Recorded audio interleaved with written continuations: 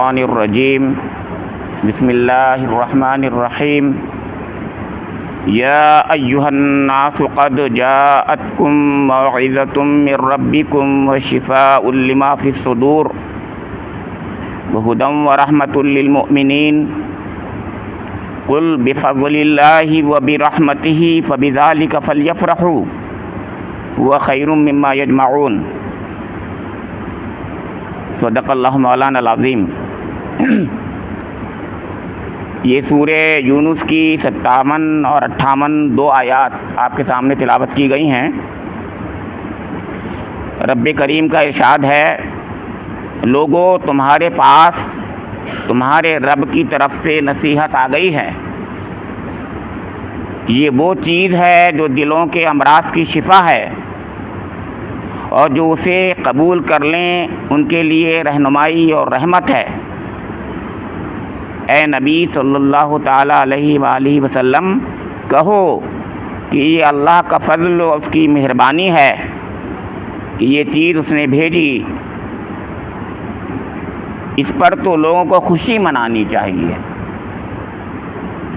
یہ ان سب چیزوں سے بہتر ہے جنہیں لوگ سمیٹ رہے ہیں۔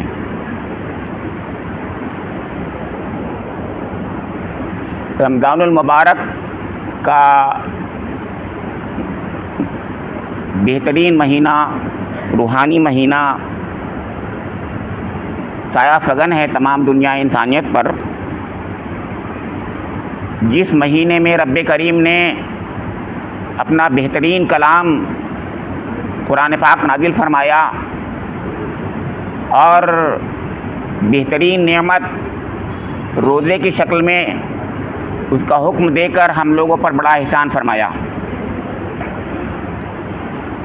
اسی قرآن پاک کی اہمیت جو قرآن پاک میں مختلف مقامات پر بیان فرمائی گئی ہے، ان میں سے صرف دو آیات آپ کے سامنے یہاں رکھی گئی ہیں۔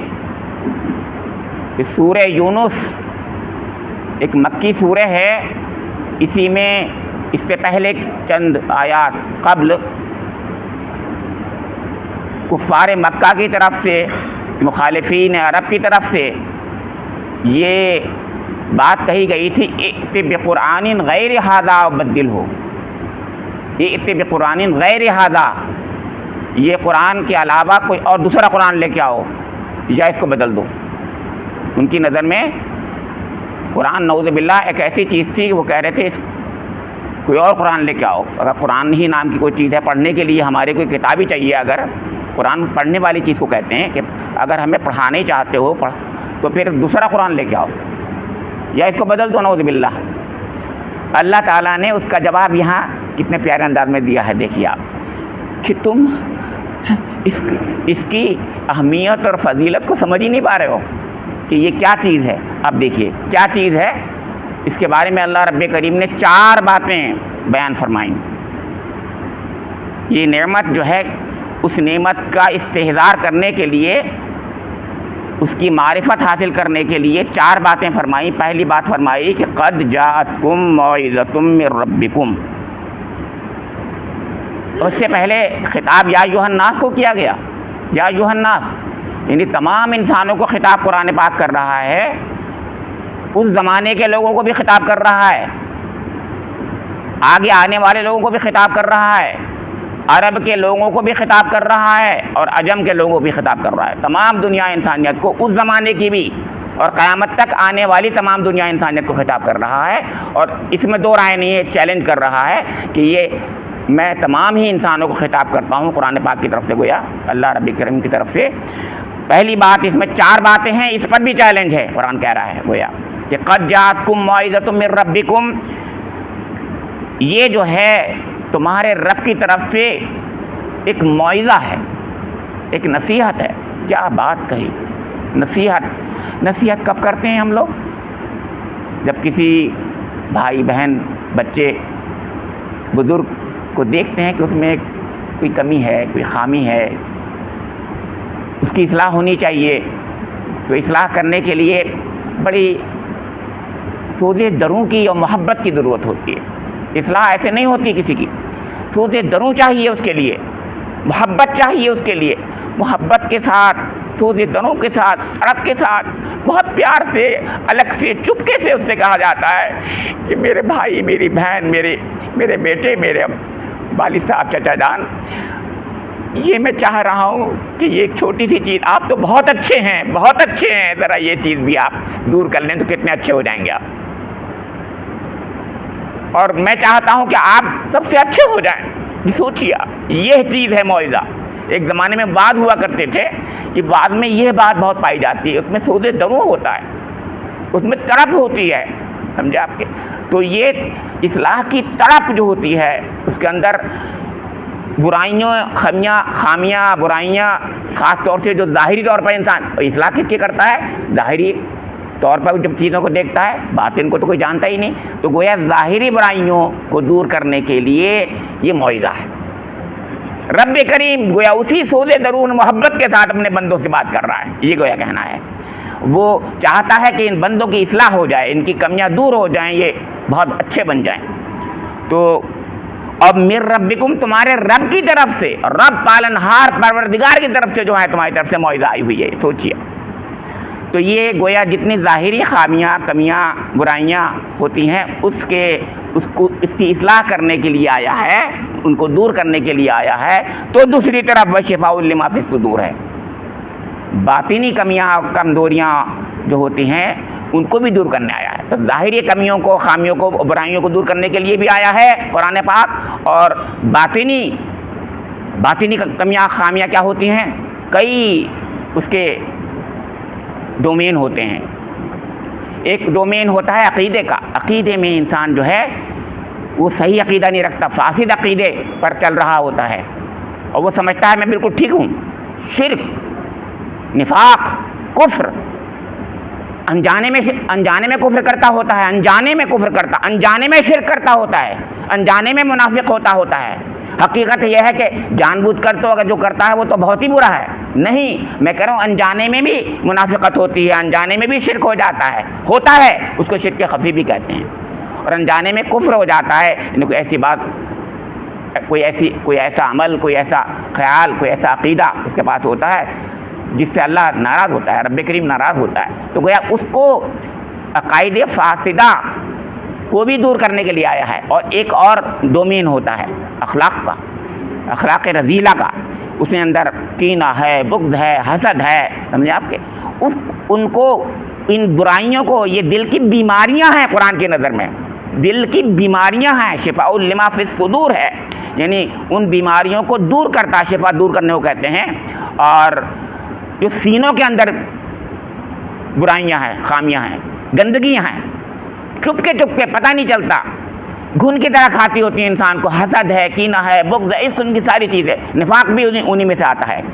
تو یہ تمام چیزیں جو ہیں ان کو بھی دور کرتا ہے قرآن، اور کرتا ہے، یقیناً کرتا ہے، اس میں دو رائے نہیں ہے۔ پھر فرمایا کہ اب تیسری چیز یہ ہدن ہے، ہدایت ہے، رہنمائی ہے، یہ شاہراہ مستقیم کی رہنمائی کرتا ہے کہ وہ اپنے رب سے وصول اللہ، جسے کہتے ہیں ہم لوگ، وصول اللہ کا راستہ دکھا دیتا ہے، وہ منزل، اللہ کی رضا کی منزل کو بتاتا ہے، وہ منزل مقصود جنت کا راستہ دکھاتا ہے، یہ ہدن ہے۔ عقل کی بھی اصلاح کرتا ہے، عقل کو بھی صحیح شاہراہ پہ لے آتا ہے، یعنی ہدایت کے جتنے پہلو ہوتے ہیں وہ سب پہلو اس کے اندر پائے جاتے ہیں۔ اور آخری چیز ہے ورحمتن للمؤمنین، اور مومنین کے لیے خاص طور سے رحمت کا باعث بنتا۔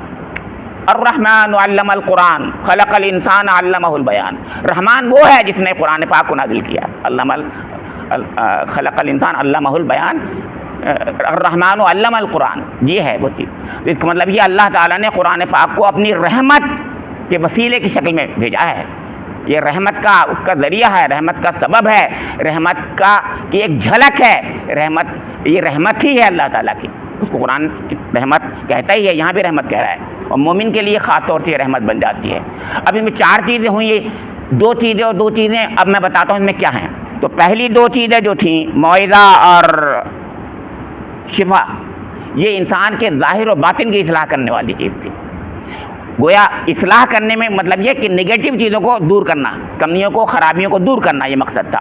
اب پازیٹیو چیزیں میں ڈیولپ ہونی چاہیے، تو یہ ہدن اور رحمتن میں وہ پازیٹیو چیزیں ڈیولپ کرا رہا ہے اللہ تعالیٰ. کیا چیز کمی رہ گئی بتائیے؟ نگیٹو چیزیں ختم ہو جائیں، پازیٹیو چیزیں ڈیولپ ہو جائیں. ہدن میں یہی چیز ہوتی ہے کہ وہ جو ہے انسان کے جو اعمال ہیں، بہترین اعمال، اس میں اس کو کرنا آسان ہو جائے، تقویٰ کی راہ پر، تزکیے کی راہ پر چلنا آسان ہو جائے. یعنی انسان جو ہے وہ کمال کی منزل پہ، انسانیت کے کمال کی منزل پہ پہنچ جائے. اور رحمت جو ہے وہ آخری درجہ ہے، یعنی اللہ کی رحمت کا مستحق ہو جائے، اللہ کی رحمت کا مستحق ہو جائے. اور یہ دونوں چیزیں دنیا میں بھی ہیں. ہدایت خاص طور سے ہدایت دنیا ہی کے لیے ہے اور رحمت آخرت کے لیے ہے خاص طور سے، لیکن دونوں چیزیں دونوں جگہ کے لیے بھی ہیں. تو گویا یہ ہدن اور رحمتن دنیا سے آخرت تک وسیع ہو جاتی ہیں دونوں چیزیں. اور اللہ کا یعنی اللہ کے ساتھ جو تعلق ہے وہ اس کا کمال ہے. اسی لیے کچھ ہمارے محققین نے یہ کہا ہے، اس میں نفس انسانی کے مراتب کے کمال کے ذرائع کا ذکر کیا گیا ہے اس کے اندر. یعنی قرآن پاک انسانی نفس کے مراتب کے کمال کو پہنچانا چاہتا ہے. قرآن انسانی نفس کے مراتب جو ہیں، درجے جو ہیں، درجہ بندی جو ہے، ان کے کمال کو پہنچانا چاہتا ہے. اب بتائیے اس سے بہتر کوئی چیز ہو سکتی ہے؟ قرآن پاک سے زیادہ بہتر ہو ہی نہیں سکتی. ظاہر ہے اس کے اندر، اس میں ظاہر بھی انسان اس کا بنتا ہے، اس کا باطن بھی بنتا ہے، اس کی دنیا بھی بنتی ہے، اس کا آخرت بھی بنتی ہے، اس کی خرابیاں بھی دور ہوتی ہیں، اس کی خوبیاں بھی پروان چڑھتی ہیں. یہ ہے قرآن پاک، یہ ہے قرآن پاک. جب یہ ہے قرآن پاک تو پھر فرمایا قل بفضل اللہ وبرحمتہ فبذالک فلیفرحوا. آپ فرما دیجئے نبی اکرم، یہ تو اللہ کے فضل سے تو ہے. یہ رب کریم نے دنیا انسانیت پر فضل کا ایک خاص معاملہ فرمایا ہے. اور فضل کا معاملہ کیسے فرمایا ہے؟ جو صدیوں میں اللہ تعالیٰ اس دنیا انسانیت پر کچھ خاص فضل کرتا تھا اور کرتا رہا تھا، وہ اس میں اپنا خاص فضل جو ہے دنیا میں اس کو بھیجتا تھا اپنے کلام کے ذریعے سے. انہی میں سے ایک رات اس نے بنائی تھی، اس کا نام شب قدر ہے، جس کی طرف ہمارے قاری صاحب پہلے ہمارے امام صاحب ذکر کر رہے تھے. وہ صدیوں میں آتی تھی.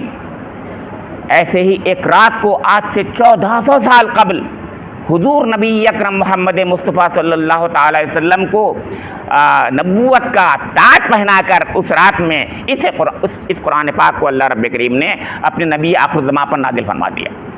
یہ ہے وہ چیز. یعنی جو وہ رات جو تھی لیلۃ القدر بھی تھی، وہ رات لیلۃ مبارکہ بھی تھی. قرآن پاک خود دونوں باتیں کہہ رہا ہے. سورہ دخان میں لیلہ مبارکہ کہتا ہے اس کو، اور سورہ قدر میں لیلۃ القدر کہتا ہے. قدر و منزلت کی رات ہے وہ، تقدیر ساز رات ہے وہ، مبارک رات ہے وہ. اور وہ مہینہ جس میں یہ قرآن پاک نازل کیا، اس کی عظمتوں کا سوچیں تو ذرا خیال تو کریں. وہ مہینہ جس میں نے اس سے پہلے درس میں بتایا تھا کہ توریت، انجیل، زبور اور صحف موسیٰ، صحف ابراہیم سب کے سب نازل ہوئے تھے، اور یہ قرآن پاک بھی اسی میں نازل ہوا. اس روحانی مہینے میں اس کو نازل کیا ہے اللہ تعالیٰ کی. ہاں یعنی اس مہینے کا بھی مقام اتنا ہو گیا، اس رات کا بھی انہیں اتنا بڑا مقام ہے کہ اس کا تصور ہم نہیں کر سکتے. ما ادراک ما لیلۃ القدر، تم کیا سمجھو وہ رات سرتا سر سلامتی ہے، سلام ہی حتی مطلع الفجر، یہ کہا ہے. تو جس رات میں جو رات کا جس کا تصور دلا رہا ہو اللہ تعالیٰ، اس یعنی وہ برتن ہے جس رات میں قرآن نازل ہوا ہے، وہ جس رات میں تو وہ مظروف جس میں وہ گفٹ رکھا گیا ہوگا، یعنی قرآن پاک، وہ کیا ہوگا اس کا تصور تو ہم کر ہی نہیں سکتے. یہ اس کی چند چیزیں بتائی یہاں پر اشارے. تو بفضل اللہ و برحمتہ کا مطلب یہ ہے کہ اللہ کے فضل سے ہوا یہ، اور اللہ کی رحمت سے ہوا یہ. اللہ تعالیٰ اپنی رحمت کو اس دنیا میں خاص طور سے یعنی ذو فگن کرنا چاہتا تھا. اس دنیا میں دنیا انسانیت پر ایک رحمت کا خاص ایک وسیلہ، ایک ذریعہ بھیجنا چاہتا تھا. خاص طریقے سے انسانوں کے ساتھ ایک بڑا کرم کا معاملہ کرنا چاہتا تھا، تو اس نے یہ کلام اپنا بھیج دیا. تو کیا کرنا چاہیے؟ فرمایا کہ فبذالک فلیفرحوا، اس پر تو خوشی منانی چاہیے. تم کہہ رہے ہو ایت بقرآن غیر ھذا وبدلو، اس کو بدل دو یا دوسرا قرآن لے آؤ. ہیں کیا بات کہہ رہے ہو؟ اس پر تو تمہیں خوشی منانا چاہیے تھی, اس پر تو تمہیں خوش ہونا چاہیے تھا, بجائے اس کے تم اس پر ناک بھونچ چڑھا رہے ہو, تمہاری تیوریاں چڑھ رہی ہیں. تم کتنے بدقسمت ہو ایسے لوگ جو اس کو نہیں سمجھ پا رہے ہیں, اور جو سمجھ رہے ہیں انہوں نے اپنی دنیا بھی بنا لی اور آخرت بھی بنا لی. دنیا بھی بناتے ہیں وہ, آخرت بھی بناتے ہیں. رب کریم مجھے بھی اور آپ لوگوں کو بھی اس کلام پاک کے وسیلے سے میری دنیا اور آپ کی دنیا بھی بن جائے, اور میری آخرت اور آپ کی آخرت بھی بن جائے. یہ قرآن پاک میری آنکھوں کی ٹھنڈک اور آپ کی آنکھوں کی ٹھنڈک بن جائے, میرے قلب کا نور آپ کے قلب کا نور بن جائے, میری زندگی کا محور اور مرکز اور آپ کی زندگی کا محور اور مرکز بن جائے. میری اس کی وجہ سے میری مغفرت ہو جائے, آپ کی مغفرت ہو جائے, ہم سب کی مغفرت ہو جائے. یہ دنیا نورانی بن جائے, اور نورانی بنتی ہی ہے اس کلام پاک سے. ربنا تقبل منا انک انت السمیع العلیم تب علینا انک انت التواب الرحیم. وآخر دعوانا ان الحمد للہ رب العالمین.